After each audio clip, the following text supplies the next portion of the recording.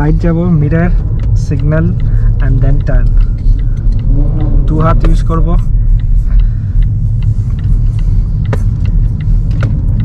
Right নিলাম।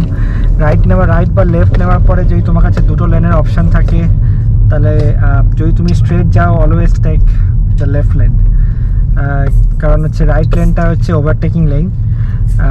তো safe side হচ্ছে তোমার লেফট লেনে থাকা। এটা যেহেতু সিঙ্গেল লেন ছিল, সুতরাং এই লেনে আমি সামনে গাড়িটাকে ফলো করব। আর এই রাস্তার স্পিড লিমিট হচ্ছে 30। কী করে বুঝবো? এখানে দেখো তো কোনো রোড সাইন নেই, বাট তাও বোঝার নিয়ম হচ্ছে স্ট্রিট লাইট যেখানে আছে city area, it's always 30 miles per আওয়ারই তোমাকে চালাতে হবে। আর স্পেশালি ড্রাইভিং এক্সামের সময় কেয়ারফুল থাকবে। 30 মাইলসের ওপরে 1 মাইল বা 2 মাইল ওপরে গেলেও তোমাকে এক্সামিনার ফেল করেই দিতে পারে। They would consider as a serious fault. তো কেয়ারফুল থাকো যে তোমার স্পিড লিমিট তুমি একটুখানি কম রাখলেও অসুবিধা নেই। 30 আছে মানে তুমি ওই 26-এ চালাও, ইটস ফাইন।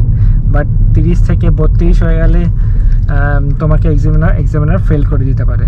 তো আমি এখন সোজা যাব, দুটো রাস্তায় সোজা যাচ্ছে। রোড সাইন ছিল দুটো রাস্তায় তোমার স্ট্রেট যায়, ওয়ারাস রাইট লেনটা তোমার সামনে গিয়ে তুমি রাইটও নিতে পারো। তো আমি স্ট্রেট যাব বলে আমি লেফট লেনে থাকবো। লেফট লেন হচ্ছে অলওয়েজ সেফ। যদি তোমাকে রাইট না নিতে হয়, then always be on the left lane.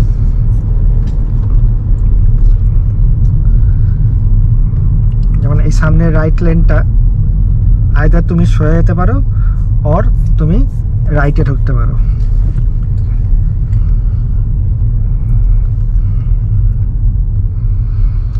আর যখন ট্রাফিকে দাঁড়াবে তখন মেক শিওর কে তুমি কিছুটা ডিস্টেন্সে, সামনে গাড়ি থেকে কিছুটা ডিস্টেন্সে দাঁড়াবে। এটা অলওয়েজ এ গুড প্র্যাকটিস।